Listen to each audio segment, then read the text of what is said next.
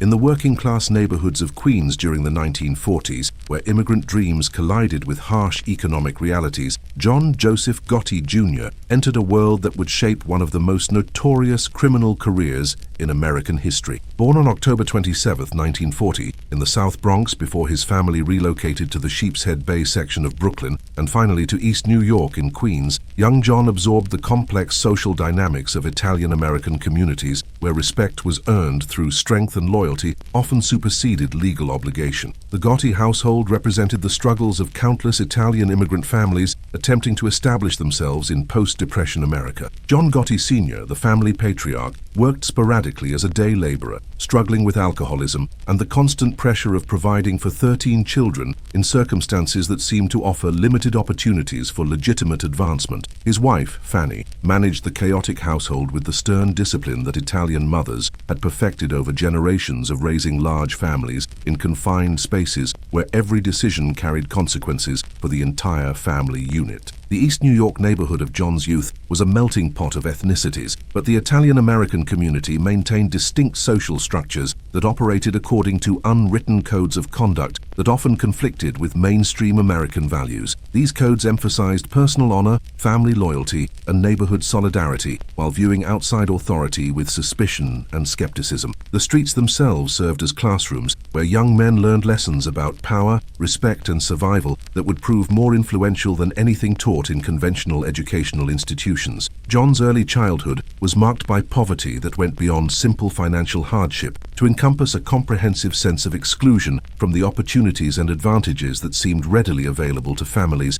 in other parts of New York City. The Gotti children wore hand-me-down clothes, ate meals that stretched limited ingredients across too many mouths, and lived in overcrowded apartments that provided little privacy or space for individual development. These circumstances created both resentment toward legitimate society and admiration for those who had found alternative paths to prosperity and respect. The influence of neighborhood figures who had achieved success through criminal enterprises provided powerful examples for impressionable young men like John, who observed that conventional employment offered limited rewards while alternative approaches seemed to provide both immediate benefits and long-term security. These local role models demonstrated that intelligence, courage, and strategic thinking could overcome the disadvantages of poverty and ethnic prejudice, creating possibilities that extended far beyond the narrow confines of legitimate working-class existence. John's formal education took place in overcrowded public schools that struggled to manage diverse student populations while providing meaningful instruction under challenging circumstances. Teachers noted his intelligence and natural leadership abilities, but also observed a troubling tendency toward defiance of authority and an apparent inability to accept discipline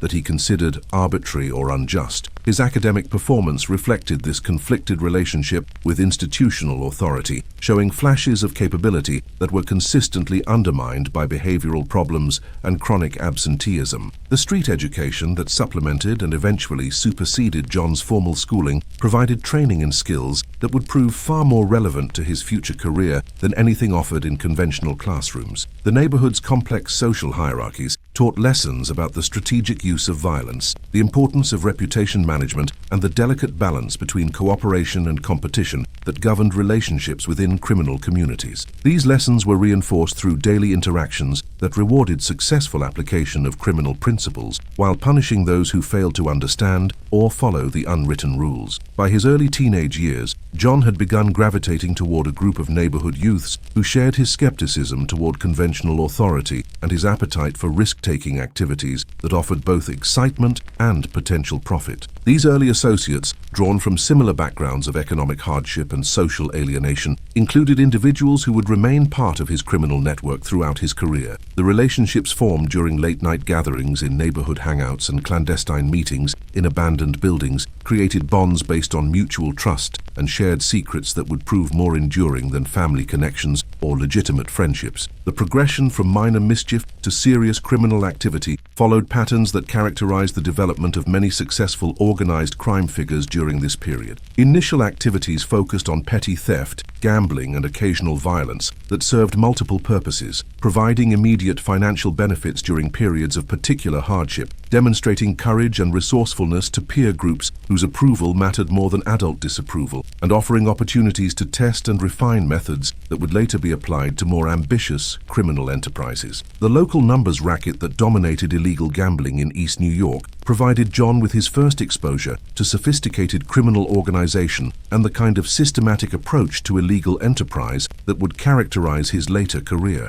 These operations required careful coordination between collectors, runners, and managers while maintaining security protocols that protected participants from both law enforcement detection and rival criminal organizations. John's involvement in these activities, initially as a low-level runner collecting bets and delivering payouts, provided crucial training in operational security, customer relations, and financial management that would prove invaluable in subsequent criminal endeavors. The street fighting that occupied much of John's teenage years served as both entertainment and education in the psychology and mechanics of violence that would later become central to his criminal methodology. These encounters, usually triggered by territorial disputes or perceived disrespect that demanded immediate response, taught important lessons about the strategic application of force as a tool of persuasion rather than simply an expression of anger or frustration. John quickly learned that the most effective violence was often the most calculated, and that reputation for decisive action could achieve results that would require much more extensive actual violence to accomplish. The hierarchy within East New York's youth gangs provided John with his first experience in criminal leadership and organizational management. These groups, while ostensibly focused on neighborhood protection and social activities, served as training grounds for more serious criminal enterprises where leadership positions were earned through demonstrated competence in planning and executing increasingly sophisticated illegal schemes. John's natural charisma and strategic intelligence quickly established him as someone capable of both inspiring loyalty among followers and commanding respect from potential rivals. His first significant encounter with law enforcement came in 1957 when he was arrested for disorderly conduct at the age of 16. This initial brush with the criminal justice system provided valuable intelligence about police procedures and legal processes that would inform his approach to criminal activity throughout his career. More importantly, it demonstrated that criminal behavior carried genuine risks that required careful calculation and strategic planning to avoid consequences that could derail long-term ambitions for criminal success. The influence of established organized crime figures who operated in and around East New York during this period provided John with advanced education in criminal methodology and organizational structure.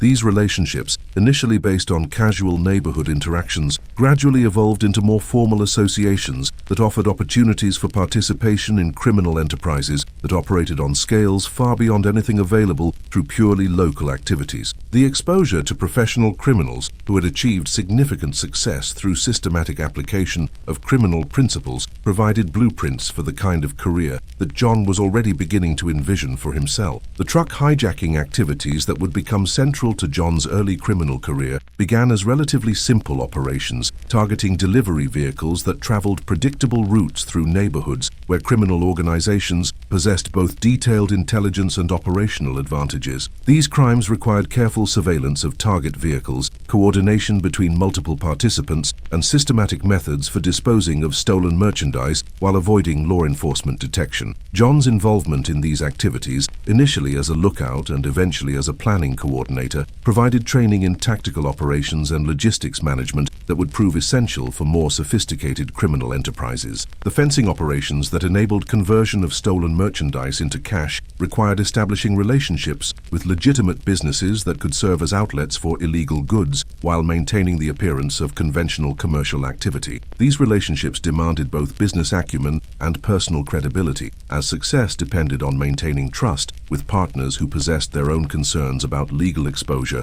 and competitive disadvantage. John's ability to develop and manage these relationships demonstrated business intelligence that complemented his tactical capabilities and strategic vision. The gambling operations that supplemented truck hijacking activities required different skill sets and offered different risk profiles, providing opportunities to develop comprehensive criminal expertise that encompassed various forms of illegal enterprise. Managing gambling operations demanded mathematical sophistication to ensure consistent profitability, customer relations skills to maintain participation participant loyalty and security measures to protect both operations and participants from law enforcement interference. John's success in these activities reflected his ability to master diverse criminal specialties while maintaining overall strategic focus on long-term career development. The loan shark operations that emerged as natural extensions of gambling activities provided John with advanced education in debt collection, intimidation psychology, and the strategic use of violence as a business tool rather than simply an expression of personal conflict.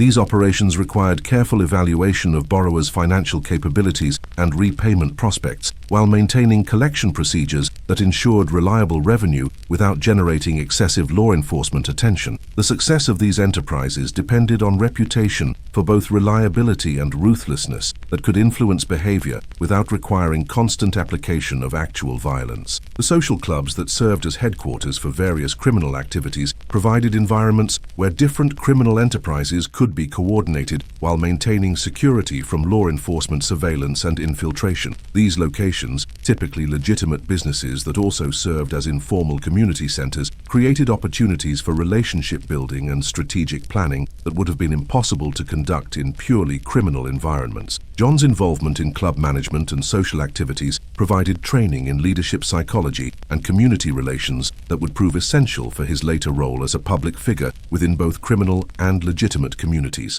The mentorship relationships that John developed with older criminal figures during this formative period provided access to accumulated wisdom and strategic guidance that accelerated his criminal development while helping him avoid mistakes that had derailed other promising criminal careers. These relationships, based on mutual respect and recognition of shared interests, created networks of support and cooperation that extended throughout New York's organized crime community. More importantly, they provided John with exposure to the complex political and strategic considerations that governed relationships between different criminal organizations and between criminal enterprises and legitimate institutions. The prison sentences that punctuated John's early criminal career, including a brief incarceration in 1965 for truck hijacking, provided concentrated education in criminal methodology and prison social dynamics that complemented his street-based learning experiences. The correctional institutions of the 1960s housed collections of experienced criminals whose expertise spanned various illegal specialties, creating informal universities where inmates could study advanced criminal techniques while also learning about the mistakes and strategic errors that had led to their capture and conviction. John's adaptation to prison life demonstrated the same combination of intelligence, strategic thinking, and calculated aggression that had characterized his street activities. Prison records from this period describe an inmate who maintained discipline and respect for institutional authority when necessary, while simultaneously establishing relationships and gathering intelligence that would prove valuable upon his return to criminal activities. His ability to navigate complex prison social hierarchies while maintaining his own principles and objectives reflected leadership qualities that would later enable him to manage much larger and more complex criminal organizations. The release from prison marked John's transition from promising neighborhood criminal to emerging figure within New York's organized crime hierarchy. The reputation he had established through successful criminal enterprises, combined with the relationships he had developed both on the street and in prison, positioned him for involvement in criminal activities that operated on regional and national scales rather than purely local levels. His demonstrated competence in various criminal specialties, coupled with his natural leadership abilities and strategic intelligence, made him an attractive recruit for established criminal organizations seeking to expand their operations and capabilities. The changing dynamics within New York's organized crime community during the late 1960s created opportunities for ambitious individuals like John to advance more rapidly than might have been possible under more stable circumstances. Traditional crime families were experiencing internal conflicts and external pressures that created openings for newcomers who possessed the combination of skills, ambition, and ruthlessness necessary to succeed in increasingly competitive criminal markets. John's background, capabilities, and neighborhood connections positioned him to take advantage of these opportunities while avoiding the political complications that constrained other potential leaders. The foundation that John had constructed through systematic criminal education, strategic relationship building, and consistent demonstration of competence and reliability would soon support his entry into the highest levels of American organized crime. The lessons learned during his formative years in East New York had prepared him for challenges that would test every aspect of his intelligence, ruthlessness, and political sophistication in ways that would ultimately make him one of the most recognizable criminal figures in American history. The stage was now set for his integration into the formal structures of La Cosa Nostra, where the skills and relationships developed during his street education would be refined and applied within the context of one of the most powerful and sophisticated criminal organizations in the world. The transition from neighborhood criminal to made member of the Gambino crime family would represent not just a career advancement, but a fundamental transformation that would reshape both his personal identity and his relationship with the broader criminal community that had nurtured his development from childhood through his emergence as a criminal professional. The formal induction of John Gotti into the Gambino crime family during the early 1970s represented both the culmination of his neighborhood criminal education and the beginning of his transformation into one of the most powerful figures in American organized crime history. This transition from independent criminal operator to made member of La Cosa Nostra involved not merely joining an organization, but embracing an entirely different approach to criminal enterprise that emphasized discipline, hierarchy, and long-term strategic thinking over the more spontaneous and individualistic methods that had characterized his earlier career. The Gambino family during this period represented the pinnacle of organized crime sophistication in the United States, operating criminal enterprises that generated hundreds of millions of dollars annually while maintaining organizational structures that had survived decades of law enforcement pressure and internal conflict. Founded by Carlo Gambino, who had transformed a traditional territorial crime family into a modern criminal corporation with nationwide influence and international connections, the organization provided opportunities for advancement and enrichment that far exceeded anything available through independent criminal activities. Carlo Gambino himself embodied the evolution of American organized crime, from its early roots in neighborhood protection rackets and illegal gambling operations to sophisticated criminal enterprises that rivaled legitimate corporations in their complexity and scope. His leadership philosophy emphasized careful planning, strategic patience, and political sophistication over the more violent and confrontational approaches that had characterized earlier generations of organized crime figures. This approach had enabled the family to expand its influence throughout legitimate industries while avoiding the kind of high-profile law enforcement attention that had damaged other criminal organizations. The sponsorship process that facilitated John's entry into the Gambino family involved extensive evaluation of his criminal record, personal character, and potential value to the organization's ongoing operations. This evaluation, conducted by established family members who possessed detailed knowledge of his neighborhood activities and criminal capabilities, required demonstrating not only competence in various criminal specialties, but also the kind of personal loyalty and discipline that the organization demanded from its members. The process itself served as advanced education in organizational culture and operational security that would prove essential for success within the family's complex hierarchy. Agnello della Croce, the family's underboss and John's eventual mentor, represented the kind of criminal leader that the organization produced through decades of systematic development and careful selection. Known for his strategic intelligence, operational expertise, and absolute loyalty to family interests, Della Croce had risen through the ranks by demonstrating consistent competence in increasingly responsible positions while maintaining the disciplined approach to criminal enterprise that characterized successful organized crime figures. His willingness to take John under his protection and guidance reflected recognition of potential that extended far beyond typical criminal capabilities. The relationship between John and Della Croce evolved from formal organizational hierarchy into genuine personal mentorship that provided access to accumulated wisdom and strategic guidance that would have been impossible to acquire through independent criminal activities. Della Croce's approach to criminal leadership emphasized careful analysis of opportunities and threats, systematic development of criminal enterprises, and strategic management of relationships, both within the organization and with external partners and competitors. These lessons provided John with frameworks for thinking about criminal activities that transformed his approach from opportunistic crime to systematic criminal enterprise management. The crew structure that formed the basic operational unit within the Gambino family provided John with his first experience managing complex criminal organizations that that required coordination between multiple specialists while maintaining security from law enforcement infiltration and rival criminal interference. His crew, initially composed of associates from his neighborhood criminal activities, gradually expanded to include individuals with specialized skills in various criminal enterprises, creating a team capable of executing sophisticated operations that would have been impossible for individual criminals or informal partnerships to accomplish. The territory that John's crew controlled encompassed significant portions of Queens and parts of Manhattan, areas that provided access to diverse criminal opportunities, ranging from traditional neighborhood rackets to sophisticated white-collar criminal enterprises. This territorial responsibility required developing comprehensive intelligence about local business activities, law enforcement capabilities, and competing criminal organizations, while maintaining relationships with legitimate community leaders and political figures who could provide protection and advance warning of potential threats. The extortion operations that formed the foundation of John's crew's revenue stream represented a systematic approach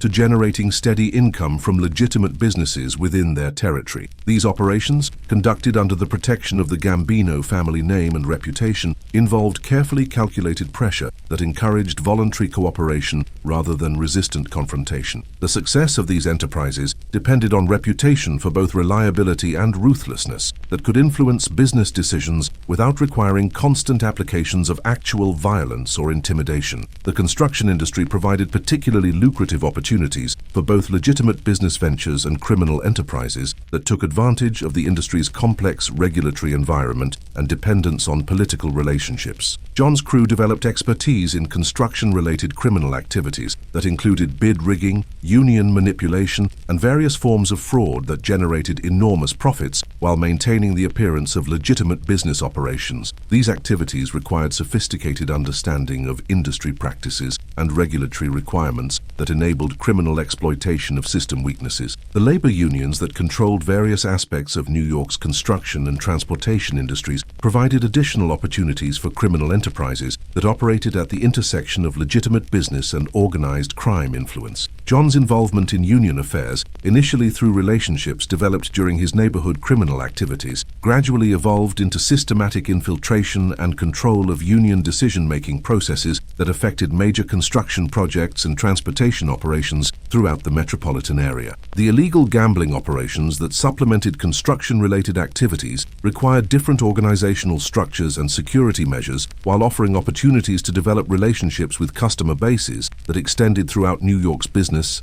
and professional communities. These operations, ranging from sports betting to high-stakes card games, provided both immediate revenue and long-term intelligence about the financial activities and personal weaknesses of participants who might later become targets for other criminal enterprises or sources of protection and political influence. The loan shark operations that emerged as natural extensions of gambling activities provided John's crew with additional revenue streams while also creating leverage over borrowers whose financial difficulties made them vulnerable to various forms of criminal exploitation. These operations required careful evaluation of borrowers' financial capabilities and repayment prospects, while maintaining collection procedures that ensured reliable revenue without generating excessive law enforcement attention or community resistance. The legitimate businesses that served as fronts for money laundering operations represented increasingly important components of the crew's overall criminal portfolio, providing methods for integrating criminal proceeds into the conventional economy while also creating employment opportunities for crew members whose criminal records might otherwise limit their legitimate employment prospects. These businesses, carefully selected and managed to provide credible explanations for obviously criminal prosperity, required the same kind of business acumen and customer relation skills that characterized successful legitimate enterprises. The relationship between John's crew and other components of the Gambino family required constant diplomatic effort to maintain cooperative relationships while also protecting crew interests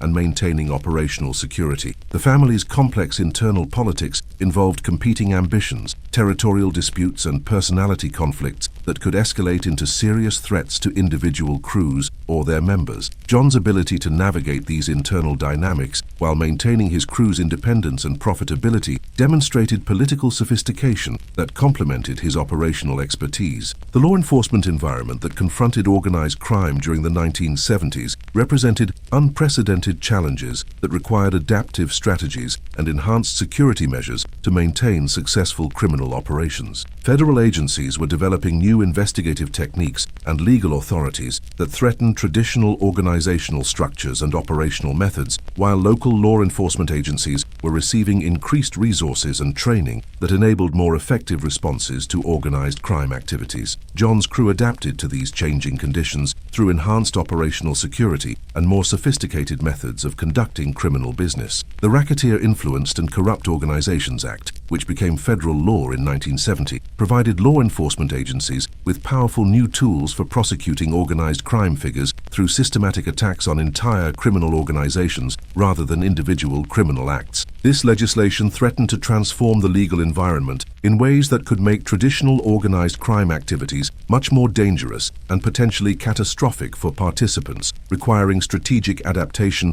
and enhanced security measures that would prove essential for survival in the evolving criminal landscape. The electronic surveillance capabilities that federal agencies were developing during this period represented particularly serious threats to organizations that had traditionally relied on face-to-face meetings and personal relationships to conduct business and maintain security. The possibility that conversations and business meetings could be monitored and recorded without participants' knowledge required fundamental changes in communication methods and operational procedures that affected every aspect of criminal enterprise management. John's adaptation to these enhanced law enforcement capabilities demonstrated both strategic intelligence and operational flexibility that distinguished him from criminal figures who were unable or unwilling to modify their methods in response to changing threats. His crew developed communication protocols, meeting procedures, and business methods that maintained operational effectiveness while reducing exposure to electronic surveillance and infiltration by law enforcement agents or informants. The international connections that the Gambino family maintained with criminal organizations in Sicily, mainland Italy, and other countries provided opportunities for criminal enterprises that operated on scales far beyond anything available through purely domestic activities. These relationships, based on shared cultural backgrounds and traditional organizational structures, enabled coordination of criminal activities that included controlled substance importation, money laundering operations, and various forms of sophisticated fraud that required international cooperation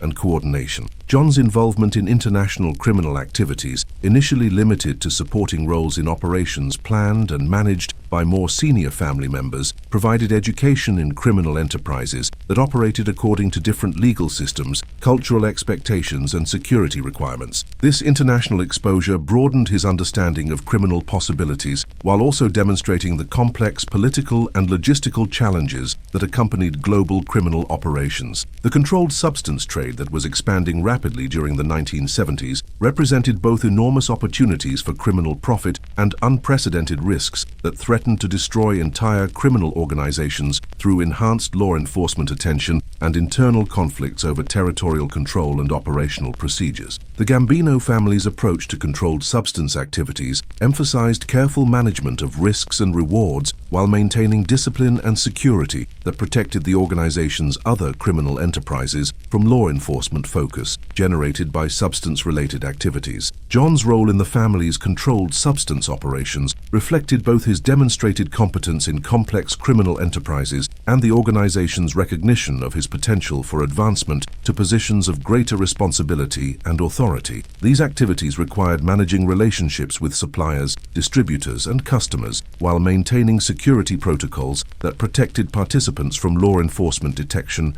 and rival criminal interference. The success of these operations demonstrated John's ability to coordinate sophisticated criminal enterprises while maintaining the disciplined approach that the organization demanded from its members. The elimination of potential threats to the family's criminal enterprises enterprises represented one of the most serious and dangerous aspects of organized crime participation, requiring careful evaluation of threats and strategic responses that protected organizational interests while minimizing risks to individual participants. These situations demanded both operational expertise and strategic judgment that could determine whether elimination was necessary, and if so, what methods would be most effective while maintaining organizational security. John's involvement in elimination operations provided advanced education in the strategic use of violence as a business tool, while also demonstrating his willingness to undertake the most dangerous and consequential activities that organizational membership required. These operations, conducted according to strict organizational protocols and security procedures, served both tactical purposes in removing specific threats and strategic purposes in maintaining the reputation for decisive action that enabled other criminal enterprises to operate without constant challenges or interference. The internal conflicts that periodically disrupted the Gambino family's operations provided John with education in organizational politics and conflict resolution that would prove essential for his eventual leadership of the family. These conflicts, typically involving disputes over territory, operational procedures, or succession planning, required diplomatic skills and strategic thinking that complemented the operational expertise that had characterized his earlier criminal development. The succession planning that occupied increasing attention within the family during the late 1970s reflected both Carlo Gambino's advancing age and his recognition of the need for leadership transition that would preserve organizational continuity while adapting to changing criminal and legal environments. This planning process involved evaluation of potential leaders' capabilities, loyalty, and strategic vision, while also considering the complex political dynamics that could influence organizational stability during leadership transitions. John's emergence as a potential successor to senior leadership positions within the family reflected both his demonstrated competence in various criminal enterprises and his ability to inspire loyalty among crew members while maintaining cooperative relationships with other family components. His combination of operational expertise, strategic intelligence, and personal charisma made him an attractive candidate for advancement, while his neighborhood connections and reputation for decisive action provided additional assets that could benefit the organization's ongoing operations.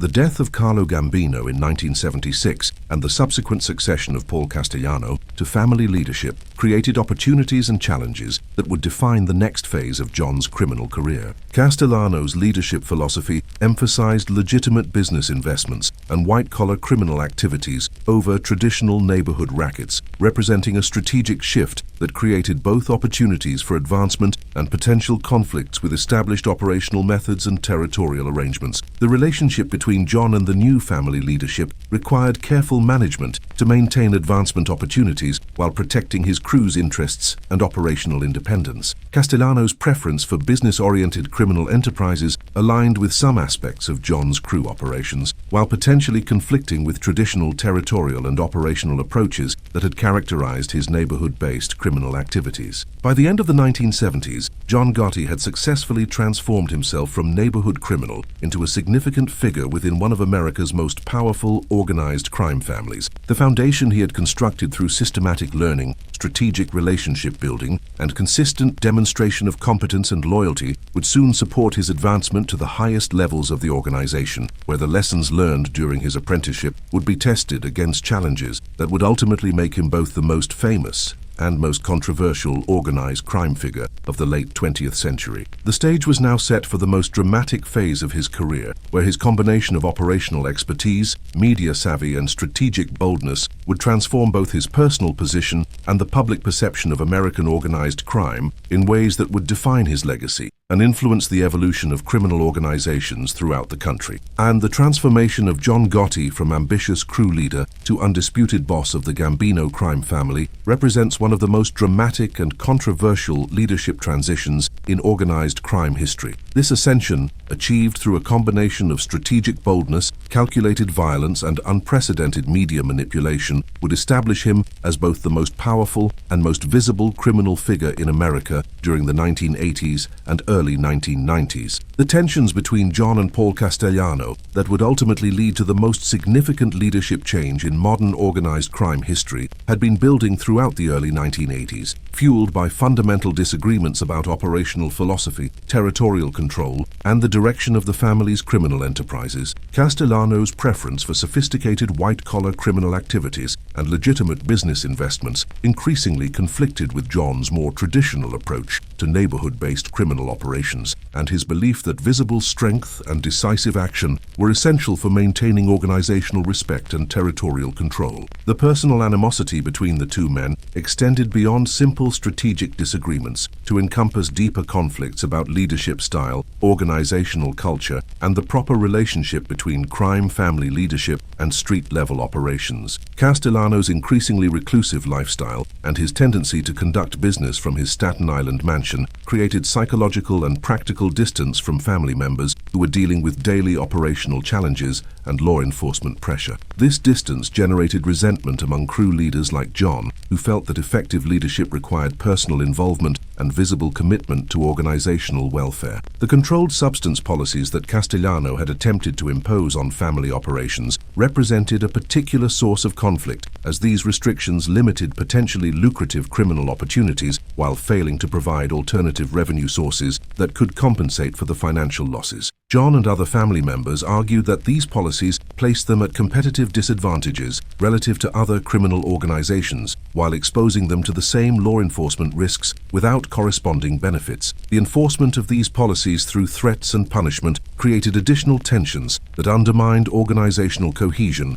and leadership credibility. The intelligence that John gathered about Castellano's legal vulnerabilities and potential cooperation with federal authorities provided both justification and urgency for decisive action against the family leadership. Federal investigations of Castellano's legitimate business interests and his involvement in various criminal enterprises had created legal pressures that might force him to choose between lengthy imprisonment and cooperation with law enforcement agencies. The possibility that family leadership might compromise organizational security through cooperation with federal authorities represented an existential threat that demanded immediate and decisive response. The planning for Castellano's elimination required unprecedented levels of operational security and strategic coordination, as the target possessed both extensive personal security and intelligence networks that could detect and respond to threats against his safety. The operation needed to be executed with sufficient boldness and public visibility to establish John's leadership credibility while avoiding the kind of evidence that could be used in subsequent criminal prosecutions. These requirements demanded careful analysis of opportunities, tactical planning, and coordination between multiple participants who possessed both the necessary skills and absolute reliability under extreme pressure. The assassination of Paul Castellano and Thomas Bilotti outside Sparks Steakhouse on December 16, 1985, represented both the culmination of months of careful planning and the beginning of a new era in American organized crime history. The public nature of the elimination, conducted in the heart of Manhattan during evening rush hour, demonstrated both operational boldness and strategic calculation that sent clear messages to family members,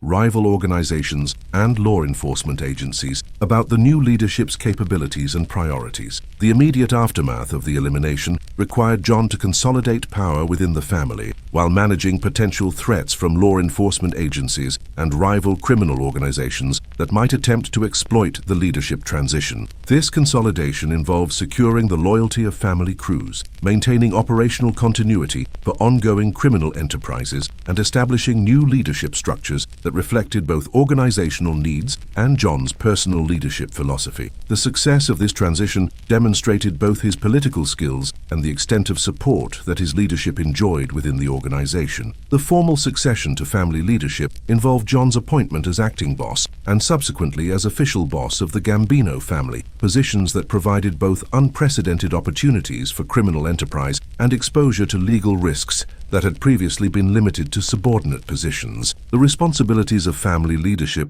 required managing relationships with other crime families, coordinating complex criminal operations, and maintaining organizational discipline while operating under intense law enforcement scrutiny that accompanied his high public profile. The organizational changes that John implemented following his ascension to leadership reflected his belief that successful criminal enterprises required active leadership involvement, visible demonstration of strength, and systematic expansion of criminal opportunities rather than defensive maintenance of existing operations. These changes included enhanced crew autonomy for entrepreneurial criminal activities, increased emphasis on traditional territorial control, and more aggressive responses to challenges from competing criminal organizations or law enforcement interference. The media attention that accompanied John's emergence as Gambino family leader represented an entirely new phenomenon in American organized crime, creating both opportunities for psychological warfare against competitors and law enforcement agencies and unprecedented risks that traditional organized crime figures had avoided through disciplined maintenance of low public profiles. John's decision to embrace rather than avoid media attention reflected both strategic calculation about the benefits of public visibility and personal characteristics that distinguished him from previous generations of organized crime leaders. The public persona that John cultivated through media interactions emphasized characteristics that aligned with popular perceptions of successful leadership, while carefully avoiding specific admissions or statements that could be used as evidence in criminal prosecutions. His presentations emphasized family loyalty, neighborhood pride, and business success, while maintaining ambiguity about the specific nature of his business activities and sources of obvious prosperity. This approach created media fascination that enhanced his public profile, while providing legal protection through careful avoidance of incriminating statements. The fashion choices that became central to John's public image represented deliberate strategic decisions about self-presentation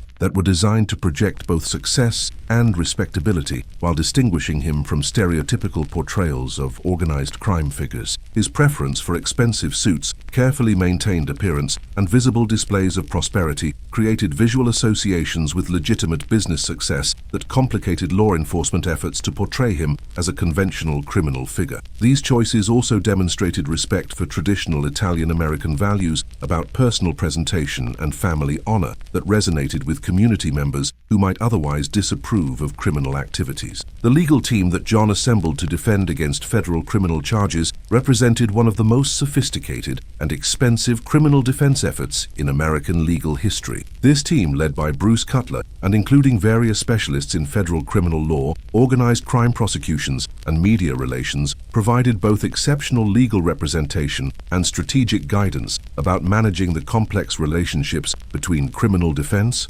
media presentation, and organizational leadership that characterized John's unique position within both criminal and legitimate communities. The federal prosecutions that earned John his Teflon Don nickname represented sustained efforts by federal law enforcement agencies to use enhanced investigative techniques and legal authorities to achieve convictions that had historically been impossible to obtain against senior organized crime figures. These prosecutions, involving charges of racketeering, conspiracy, and various substantive criminal offenses, required proving not only that specific criminal acts had occurred, but also that John possessed the kind of leadership role and criminal knowledge that would justify the severe sentences that federal sentencing guidelines prescribed for organized crime leadership. The first major federal trial in 1987 involved charges related to assault and conspiracy that grew out of conflicts with other organized crime figures and alleged attempts to influence labor union activities. The prosecution's case relied heavily on testimony from cooperating witnesses and electronic surveillance evidence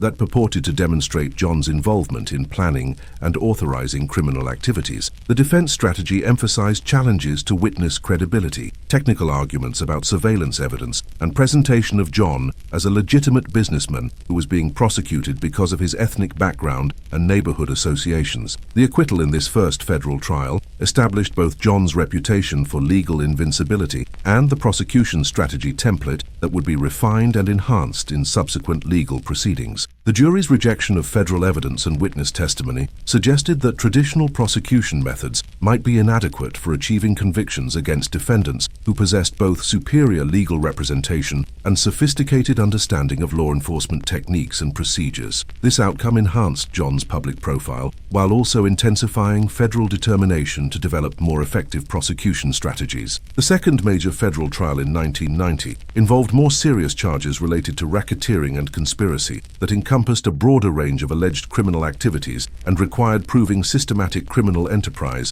rather than individual criminal acts. The prosecution's evidence included enhanced electronic surveillance, additional cooperating witnesses, and more sophisticated legal theories about organizational criminal responsibility. The defense maintained similar strategies while emphasizing the lack of direct evidence connecting John to specific criminal acts and the unreliability of witness testimony from individuals who had received substantial benefits for their cooperation with federal authorities. The second acquittal reinforced John's Teflon Don reputation while simultaneously demonstrating the difficulties that federal prosecutors faced in attempting to prove criminal cases against sophisticated organized crime figures who possessed both excellent legal representation and detailed knowledge of law enforcement techniques. This outcome generated significant media attention that further enhanced John's public profile, while also creating political pressure within federal law enforcement agencies to develop more effective prosecution strategies that could overcome the defensive advantages that had enabled these acquittals. The operational security measures that John implemented during this period of intense law enforcement scrutiny represented sophisticated adaptations to electronic surveillance and undercover infiltration techniques that federal agencies were employing with increasing effectiveness against organized crime organizations. These measures included enhanced communication protocols, modified meeting procedures,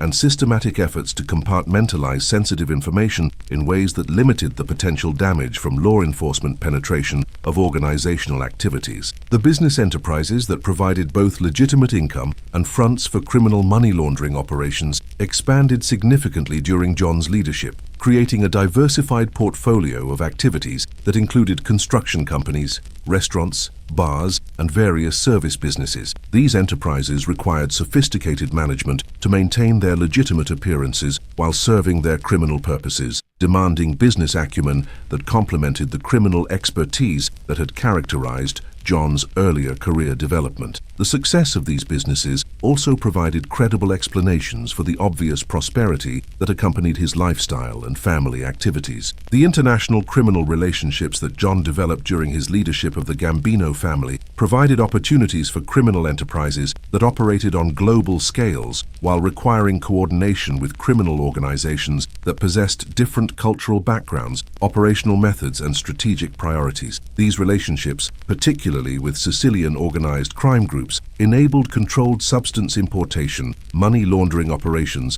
and various forms of sophisticated fraud that generated enormous profits while requiring careful management of complex political and logistical challenges. The territorial expansion that occurred under John's leadership extended Gambino family influence into new geographical areas and criminal markets, while requiring diplomatic management of relationships with other crime families and criminal organizations that possessed established interests in targeted territories. This expansion reflected both the family's enhanced capabilities and John's strategic vision about the importance of growth and adaptation for long-term organizational survival in increasingly competitive criminal environments. The internal discipline that John maintained within the family during this period required balancing enhanced crew autonomy for entrepreneurial activities with organizational cohesion and security that protected both individual members and collective interests from law enforcement and competitive threats. This balance demanded sophisticated leadership skills that combined strategic vision with tactical flexibility while maintaining the kind of personal relationships and institutional loyalty that ensured organizational effectiveness under extreme pressure. The elimination of internal threats and potential cooperating witnesses represented ongoing security challenges that required careful evaluation of risks and strategic responses that protected organizational interests while maintaining operational security and legal defensibility. These situations demanded both operational expertise and strategic judgment about the most effective methods for neutralizing threats while avoiding law enforcement attention that could compromise other organizational activities. The public relations management that became increasingly important during John's high-profile leadership required coordinating media presentations with legal defense strategies and criminal operational security in ways that had never been attempted by previous organized crime leaders. This coordination demanded sophisticated understanding of media dynamics, legal procedures, and law enforcement techniques while maintaining the kind of strategic focus and operational discipline that successful criminal leadership required. The family meetings and social events that John used to maintain organizational cohesion and demonstrate leadership accessibility created opportunities for relationship building and strategic communication, while also providing law enforcement agencies with surveillance targets and intelligence gathering opportunities. The management of these events required balancing organizational needs with security requirements in ways that enabled effective leadership while minimizing legal risks and operational exposure. The charitable activities and community involvement that John used to enhance his public image and demonstrate legitimate community engagement provided both public relations benefits and intelligence gathering opportunities while creating additional surveillance targets for law enforcement agencies. These activities reflected strategic understanding of the importance of community support for long-term criminal enterprise success, while also demonstrating personal characteristics that distinguished him from purely predatory criminal figures. By the early 1990s, John Gotti had achieved a position of power, influence, and public visibility that was unprecedented in American organized crime history. His combination of criminal leadership, media manipulation, and legal invincibility had created a public persona that transcended traditional organized crime boundaries while maintaining the kind of criminal enterprise success that had enabled his rise to leadership. However, this unprecedented success was also creating vulnerabilities and pressures that would soon prove to be beyond even his considerable capabilities to manage and control. The foundation that John had constructed through strategic boldness, operational expertise, and sophisticated understanding of media and legal dynamics was beginning to encounter challenges that would test every aspect of his criminal and political skills while exposing the fundamental contradictions inherent in attempting to maintain both criminal leadership and public visibility in an environment where federal law enforcement agencies possessed increasing resources and determination to achieve prosecutions that had previously proven impossible. So I seemed the beginning of the end for John Gotti's unprecedented criminal empire came not from the sophisticated law enforcement techniques that had failed in previous prosecutions, but from the oldest and most devastating weapon in the federal arsenal, the transformation of his most trusted lieutenant into a cooperating witness whose intimate knowledge of organizational activities would prove impossible to counter through legal maneuvering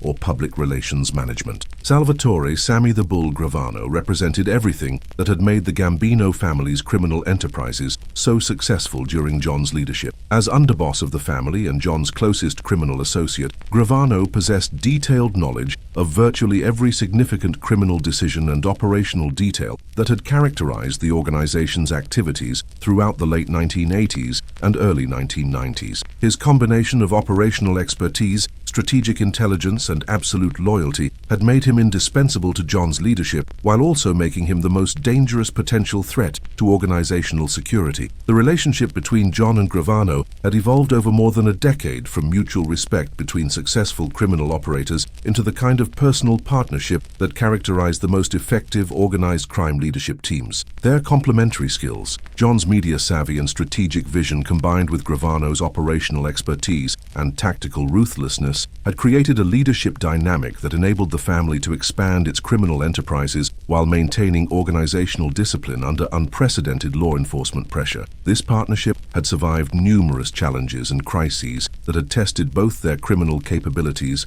and personal loyalty. The federal investigation that would ultimately destroy both their partnership and John's criminal empire began in the late 1980s with enhanced electronic surveillance operations that targeted the family's most sensitive meeting locations and communication methods. These operations, conducted under court-authorized wiretaps that had been obtained through evidence gathered during previous investigations, provided federal agents with unprecedented access to high-level criminal decision-making processes that had previously been protected through sophisticated operational security measures. The apartment above the Ravenite Social Club in Little Italy, which had served as John's primary headquarters and meeting location, became the focal point of the most intensive electronic surveillance operation in federal law enforcement history. The listening devices installed in this location captured thousands of hours of conversations between John, Gravano, and other family members that provided detailed evidence of criminal planning, organizational structure, and leadership decision-making that would prove impossible to explain through legitimate business activities or innocent social interactions. The conversations recorded in the apartment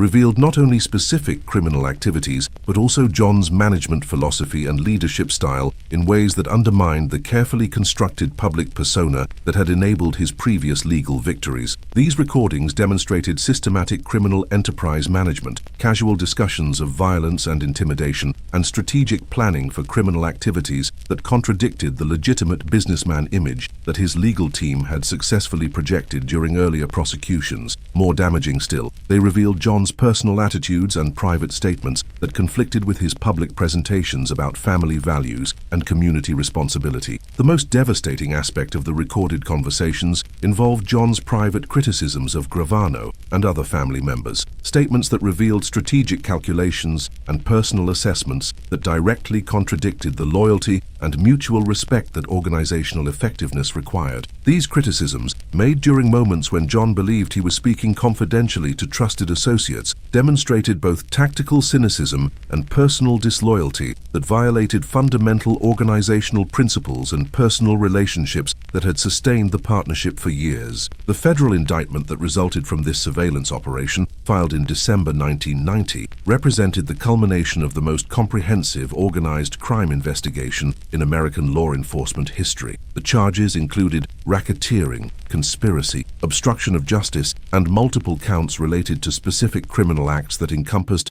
decades of alleged criminal activity. More importantly, the evidence supporting these charges included not only the electronic surveillance from the Ravenite apartment, but also corroborating evidence from numerous other sources that created a comprehensive portrait of systematic criminal enterprise that would prove impossible to dismiss through previous defense strategies. The decision by federal prosecutors to include both John and Gambino as co-defendants in the same indictment represented a strategic calculation designed to create pressure for cooperation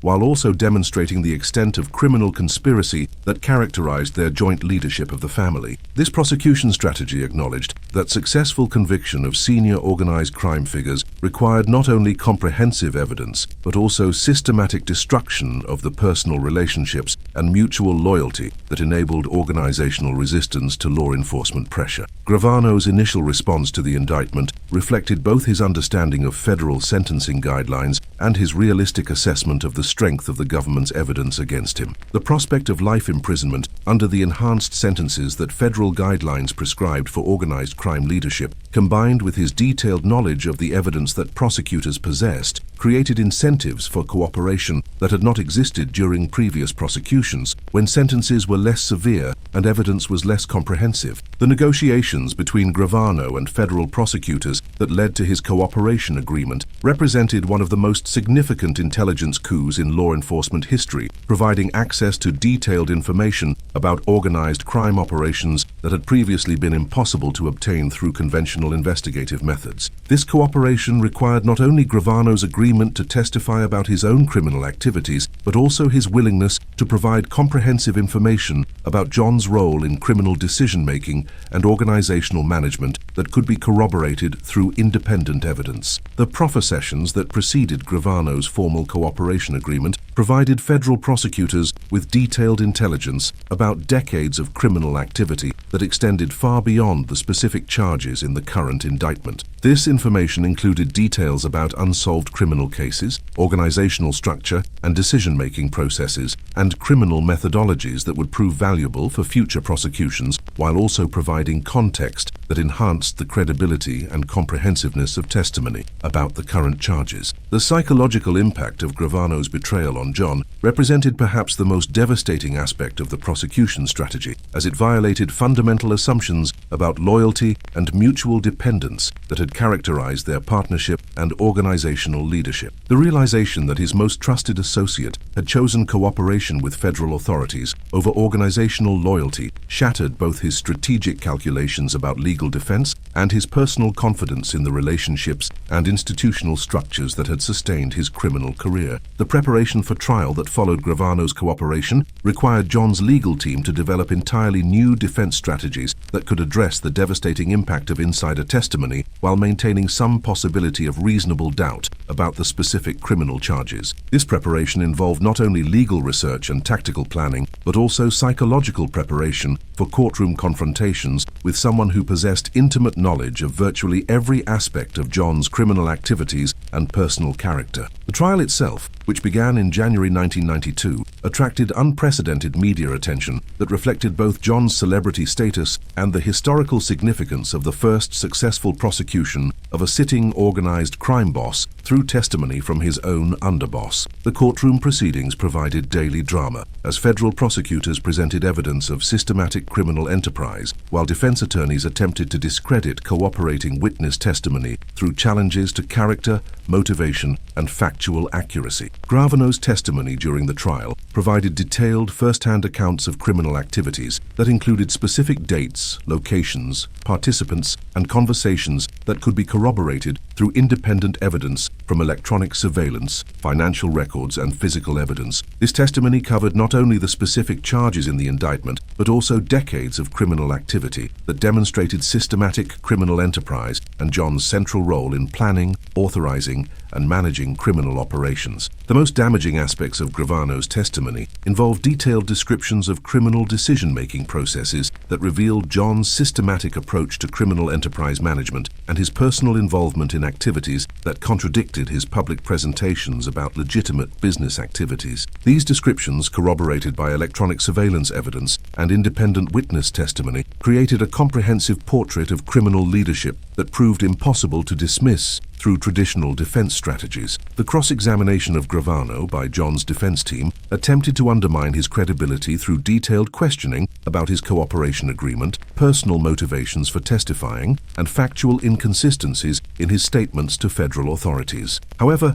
these attacks were significantly limited by the extensive corroborating evidence that supported his testimony and the detailed preparation that federal prosecutors had conducted to anticipate and respond to defense challenges to witness credibility. The jury deliberations that followed the completion of testimony lasted only 13 hours, reflecting both the strength of the government's evidence and the comprehensive nature of the case that prosecutors had constructed through years of investigation and witness cooperation. The speed of deliberations also suggested that traditional defense strategies that had proven effective in previous trials were inadequate to address the combination of electronic surveillance evidence and insider testimony that characterized this prosecution. The guilty verdicts on all counts represented the end of John's legal invincibility and the beginning of a life sentence that would remove him permanently from both criminal leadership and public visibility. The convictions included racketeering, conspiracy, obstruction of justice, and multiple substantive criminal offenses that carried mandatory sentences that ensured he would spend the remainder of his life in federal prison without possibility of parole or early release. The sentencing hearing that followed the convictions provided both prosecutors and victims' families with opportunities to present evidence about the broader impact of John's criminal activities, while also allowing John himself to address the court about his actions and their consequences. However, John's refusal to express remorse or accept responsibility for his criminal activities reflected both his personal character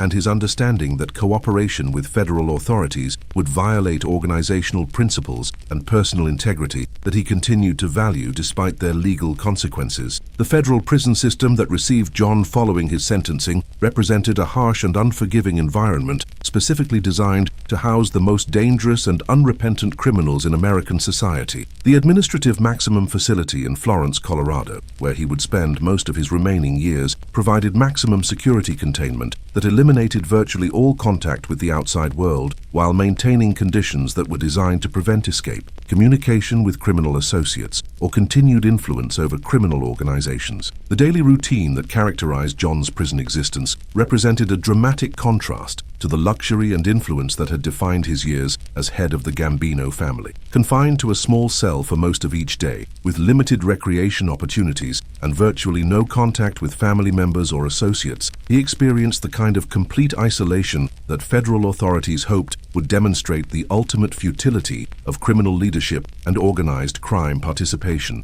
The health problems that began to affect John during his incarceration reflected both the stresses of prison life and pre-existing medical conditions that were aggravated by the limited medical care and harsh conditions that characterized maximum security federal facilities. These problems, including throat cancer that would eventually prove fatal, demonstrated the physical costs of prolonged incarceration while also providing some measure of human sympathy for someone whose criminal activities had generated little public compassion during his years of freedom. The family relationships that John attempted to maintain during his imprisonment faced enormous challenges from both federal restrictions on prisoner communication and the practical difficulties of sustaining personal connections across decades of separation. His wife Victoria and their children struggled to maintain family bonds while also dealing with the social stigma, financial pressures, and emotional trauma that accompanied their association with someone whose criminal activities had generated enormous public attention and condemnation. The attempts by John to maintain influence over Gambino family operations from prison were severely limited by federal monitoring of prisoner communications and the organizational changes that had occurred within the family following his removal from leadership. His successors faced entirely different challenges and operated in legal and competitive environments that required adaptive strategies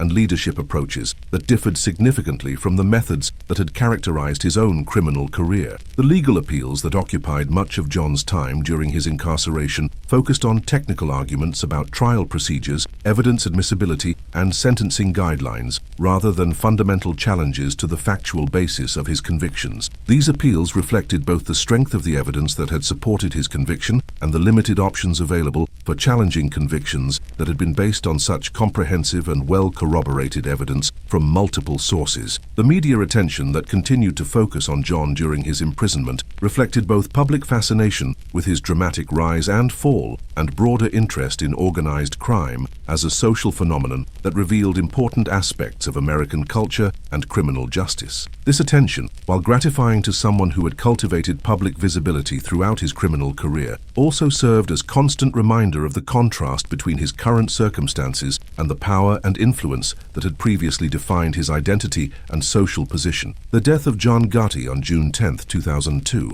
from throat cancer at the Federal Medical Center in Springfield, Missouri, marked the end of one of the most dramatic and controversial criminal careers in American history. His death in federal custody, following more than a decade of imprisonment under the harshest conditions that the federal system could impose, represented both the ultimate consequence of his criminal choices and the final demonstration of federal determination to destroy organized crime leadership through systematic prosecution and permanent incarceration. The funeral arrangements that followed John's death reflected both family desires to honor his memory and federal restrictions that limited the size and nature of public gatherings that might provide opportunities for organized crime figures to meet and conduct business. The modified ceremonies that resulted from these negotiations provided some measure of dignity and family closure, while maintaining law enforcement oversight that prevented criminal exploitation of mourning and memorial activities. The legacy of John Gotti's criminal career extends far beyond the immediate impact of his individual activities to encompass fundamental changes in organized crime operations, law enforcement techniques, and public perceptions about the nature and consequences